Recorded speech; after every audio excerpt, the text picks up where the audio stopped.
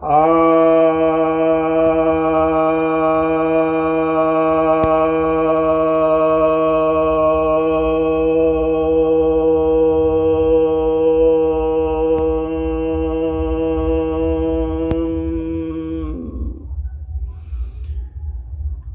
भक्तजनों को सप्रेम नमन। भक्तों, आज आपके समक्ष श्रीमद् भगवद गीता के 13वें अध्याय के 14वें श्लोक पर प्रवचन करने जा रहा हूं। यह 14वां श्लोक कह रहा है, श्री भगवान उवाच, श्री भगवान कहते हैं, सर्वेन्द्रिय गुणाभाषम सर्वेन्द्रिय विवर्जितम असक्तम सर्वभृत्याएव निर्गुणम गुणभोक्तृ च। अर्थात वह परमात्मा संपूर्ण सभी इंद्रियों से और उनके गुणों से परे है। सभी इंद्रियों से वे परे हैं और इंद्रियों के सभी गुणों से वे परे हैं, और वे आसक्ति रहित हैं और संपूर्ण अस्तित्व का वे भरण पोषण करने वाले हैं। वह निर्गुण हैं और सभी गुणों के भोक्ता भी हैं।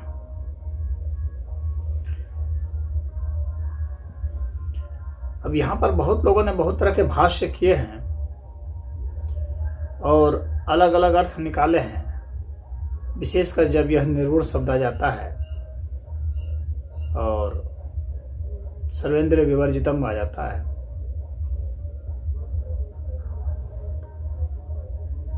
तो भाष्य लोगों के अलग हो जाते हैं। इसके पिछले श्लोक में भगवान ने बताया था कि मेरी आंखें हर जगह हैं, मेरे कान, आंख, नाक सब जगह हैं, सब जगह मेरे मुंह हैं। सर्वतः पाणिपादम तत्स्रोतो अक्षी शिरोमुखम सर्वतः श्रुतिम लोके सर्वम आवृत तिष्ठति।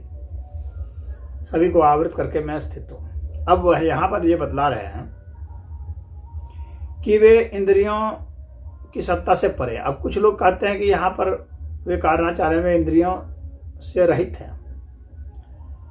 और गुणों से रहित हैं। जो भाष्य में अंतर है वह यह है, मैं रहित को नहीं मान रहा। वे कह रहे हैं कि रहित है।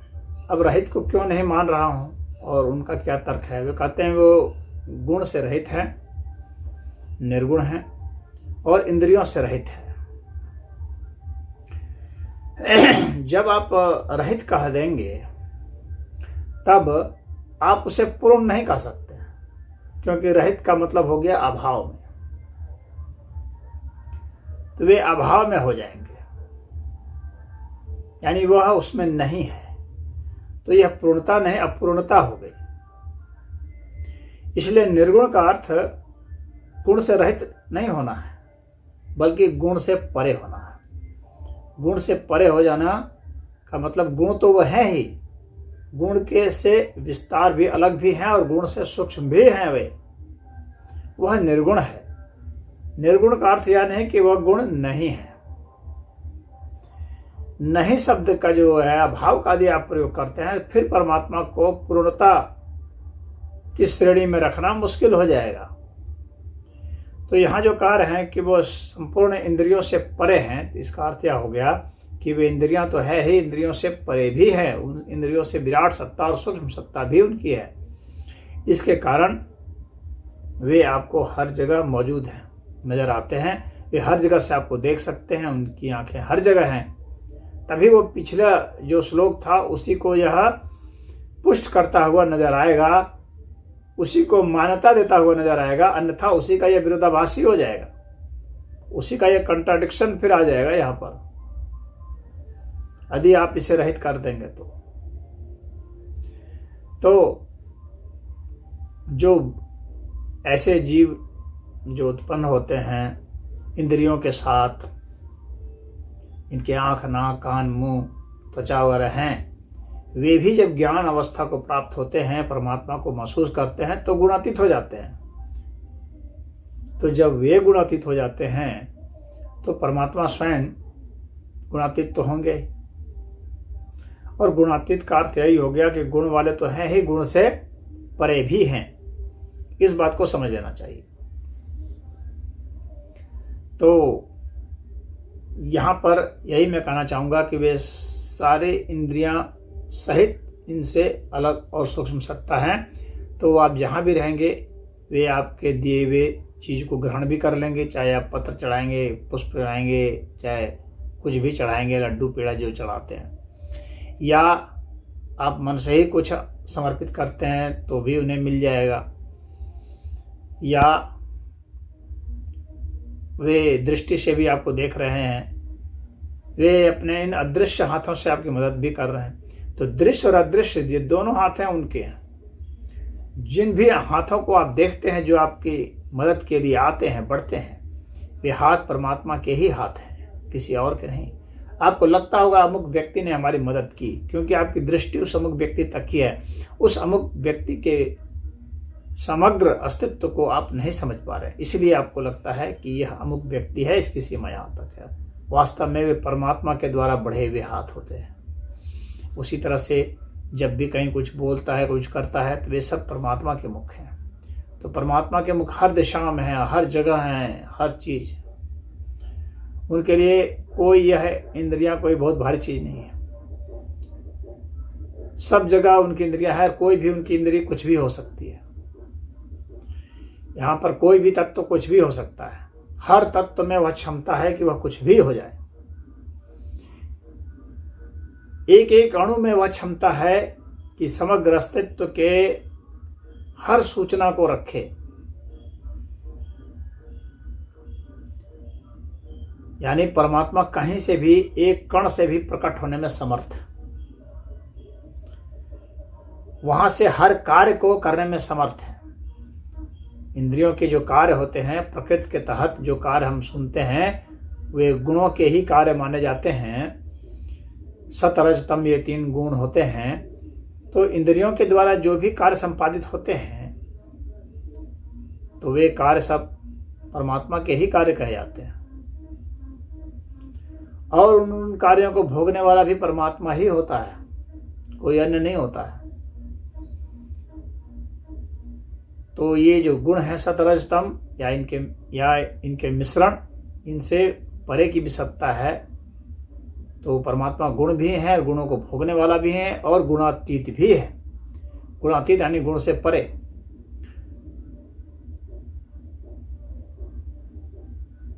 अब जो निर्गुण की बात है कि क्या निर्गुण खाली गुण से परे होंगे, तो निर्गुण और गुणातीत में क्या अंतर होगा, यह एक प्रश्न उठ सकता है। निर्गुण का अर्थ हो जाएगा कि परमात्मा जो है सापेक्षिक अर्थ में कहीं पर अपने गुण को हटा भी सकते हैं। यानी गुण तो है ही, कहीं पर गुण नहीं भी रह सकता है, और इससे परे भी वो है। तो गुण से अलग सत्ता जो गुण के तहत नहीं है, वह भी वह है और गुण भी वे हैं। ये गुणातीत अवस्था हो गई। और निर्गुण का अर्थ हो गया कि गुण तो है, लेकिन कहीं कहीं पर गुण का अभाव भी है, यानी गुण से कुछ अलग चीज भी है। तो यह निर्गुण हो गया। निर्गुण का अर्थ गुण के संदर्भ में उसका अभाव होना नहीं है। जैसे कि गुण ही नहीं हो, निर्गुण का अर्थ या नहीं होगा। निर्गुण का अर्थ होगा गुण तो है ही, इसके अलावा कुछ और भी है, परंतु वहां गुण नहीं है। यह एक बहुत सूक्ष्म अंतर है। निर्गुण और गुणातीत के अंतर को समझना थोड़ा कठिन है। गुणातीत में निर्गुण भी आएगा, सगुण भी आएगा, और निर्गुण और सगुण से परे भी आएगा। ये तो गुणातीत हो जाएगा। लेकिन निर्गुण में गुणातीत अवस्था नहीं आएगी, क्योंकि निर्गुण में वह जो एक्स्ट्रा है, अतीत है, वह इसमें नहीं आता है। लेकिन निर्गुण सगुण का अभाव नहीं होता है। इस चीज को समझ लेना चाहिए। और गुणातीत में तो खैर सब है ही, यानी गुणातीत पूर्ण अवस्था है। सगुण अर्थात गुण अवस्था, और निर्गुण अर्थात गुण लेकिन कहीं पर गुण से अलग भी। यह है कुछ गुण से अलग भी, जो कि गुण नहीं है वह भी वह है, वह निर्गुण है। उसको आप x मान लीजिए। सगुण प्लस x, ये हो गया निर्गुण। कई लोग सोचते हैं कि निर्गुण जो है सगुण के विरोधी है, सगुण के विपरीत है। सगुण मतलब गुण सहित और निर्गुण मतलब गुण रहित। वह गुण रहित नहीं होगा। वह गुण रहित इसी अर्थ में सिर्फ है कि वह x भी है, वह सगुण के अलावा x भी है, इसी अर्थ में वह निर्गुण है। इस अर्थ में नहीं है कि वह जो सगुण है वह इसमें नहीं है। मुझे उम्मीद है कि यह क्लियर हो गया होगा। और गुणातीत में सगुण तो है ही, निर्गुण है ही, और इनसे परे भी है। यानी सगुण प्लस x प्लस y, आप ऐसा मान लें। सगुण हो गया प्लस x निर्गुण हो गया, प्लस y गुणातीत हो गया। यह जो है इस गुण से संबंधित चीजों को बताने के लिए। और अनासक्त है परमात्मा, ये सब करता हुआ भी, लालन पालन पोषण करता हुआ भी परमात्मा आपको उत्पन्न करता हुआ भी, पैदा करता हुआ भी, सृष्टि रचता हुआ भी, रूपांतरित करता हुआ भी वह कुछ नहीं करता है। करते हुए भी अकर्ता है, उसकी कोई आसक्ति नहीं है। वह सबसे प्रेम में तो है, फिर भी अनासक्त है। माँ बाप जो बच्चों को पालते पोसते हैं तो वे तो उसमें आसक्त रहते हैं। उन्हें अपने बच्चों के जल्दी दोष नहीं दिखते हैं। वे अपने बच्चों से दूसरे बच्चों के बीच में जो है पक्षपात करते हैं, लेकिन परमात्मा नहीं करते। जहाँ पक्षपात है वहाँ ममता है, वहाँ आसक्ति है। परमात्मा में पक्षपात नहीं है, निष्पक्ष है, इसलिए अनासक्त है। और जब सर्वेंद्रिय विवर्जितम है, यानी सभी इंद्रियों से ये परे है, यहाँ समझ लीजिए, यहाँ इंद्रियों से रहित नहीं है। रहित अगर कर देंगे तो फिर परमात्मा भाव में चले जाएंगे। तो सभी इंद्रियों से सहित वह और सूक्ष्म है, और इंद्रियों से विराट हैं, और इंद्रियों से सूक्ष्म भी हैं। हमारी इंद्रियां इस अस्तित्व की हर प्रकार की गतिविधि को महसूस करने में समर्थ नहीं है, क्योंकि हमारे इंद्रियां सीमित हैं, और सीमित इंद्रिय सीमित सत्ता को ही महसूस कर सकती है। इसीलिए हम लोग के देखने का भी रेंज है। कुछ दिन के बाद हम लोग को नहीं दिखता है, या कुछ कलर हम लोग को नहीं दिखता है। हम लोग को कुछ खास कलर का रेंज दिखता है। जैसे विवगार कहा जाता है, वायलेट से लेकर रेड के रेंज में हम लोग को दिखता है, लेकिन हम लोग को अल्ट्रा वायलेट नहीं दिखता है और इंफ्रारेड नहीं दिखता है। तो और भी बहुत सारे सूक्ष्म तरंगे हैं, वो हमें नहीं दिखती है। जिसका बहुत ज़्यादा वेवलेंथ बहुत बड़ा है वो भी हमें नहीं दिखता, जिसका बहुत ही छोटा है वो भी हमें नहीं दिखता। तो उसी तरह हमारे सुनने की भी एक सीमा है, फ्रिक्वेंसी है। तो हमें बहुत, जो हमारा ऑडिबल रेंज है वो बहुत छोटा है, 20 से 20,000 हर्ट्ज तक ही है। इससे ज़्यादा का हम रेंज नहीं सुन पाते हैं और इससे सूक्ष्म का नहीं सुन पाते हैं। अल्ट्रासोनिक साउंड हम नहीं सुन सकते या इंफ्रासोनिक नहीं सुन सकते। तो हमारे पास जो रेंज है वो इसलिए क्योंकि हमारी इंद्रियों की एक सीमा है।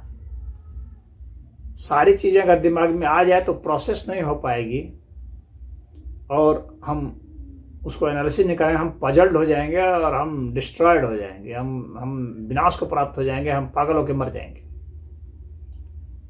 सारे रेंज को सुनने में हमारी इंद्रियां समर्थ नहीं है। हमारा ब्रेन इतना ज़्यादा डेवलप नहीं हुआ है कि इतने को ज़्यादा प्रोसेस कर सके। तो हमारी जो इंद्रियां हैं वो सीमित है, लेकिन परमात्मा की इंद्रियां सीमित नहीं है ना। अस्तित्व में जितने भी तत्व हैं वे सब वे महसूस करते हैं, सब महसूस कर सकते हैं। इसीलिए वो इंद्रियों से रहित हैं। और रहित हैं इसी अर्थ में कि इंद्रियां से हीन नहीं है, बल्कि रहित कहना भी ठीक नहीं है, बल्कि इंद्रियों से अलग भी वो है, यानी एक्स्ट्रा इंद्रिय भी है। तो ये इंद्रियां तो है ही, आंख नाक कान मुंह सब हैं, इसके अलावा भी और इंद्रियां उनके पास हैं जिनका वर्णन यहाँ पर करना संभव नहीं है। बस इतना ही है कि उनके पास अतीन्द्रिय क्षमता है, यह जान लेना काफी है। तो अतीन्द्रिय क्षमता है जिससे कि उन्हें महसूस हो जाता है इंद्रियों से परे की सत्ता है। इस अर्थ में वह इंद्रिय विवर्जितम है। और वे सभी का पालन पोषण करने वाले हैं। सर्वभृत्यैव, जितने भी जो भी उत्पन्न होते हैं, पलते हैं, पुजते हैं, बढ़ते हैं, ये परमात्मा सबको जितनी आवश्यकता होती है उतना ही देते हैं। और आवश्यकता उसकी कितनी है इसका निर्धारण वह व्यक्ति खुद नहीं कर सकता। वह भी उसका ऐसा ऑटोमेटिक सिस्टम बना हुआ है कि वो जिस संकल्प के साथ आया है और जो संकल्प उसने किया हुआ है, जो रूप रंग शरीर ढांचा उसका बना हुआ, उसके हिसाब से जो उसकी आवश्यकता है वह पूर्ति होती है उससे। मनमाना हुआ आप कोई आवश्यकता समझेगा तो वैसे पूर्ति नहीं होती है।